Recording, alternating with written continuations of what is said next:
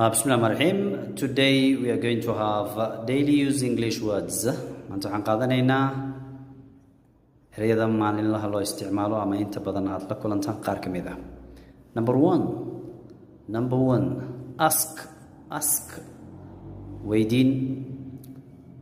Tusaale, I want to ask you a question. I want to ask you a question. Or waxaad dhihi kartaa, I want to ask you a question haddii kuu fududahay. Waxaan doonayaa inaan ku weydiiyo su'aal. I want to ask you a question.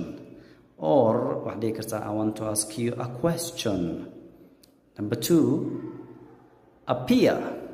Muuqasho ama aragti. Example, a rainbow appeared after the rain.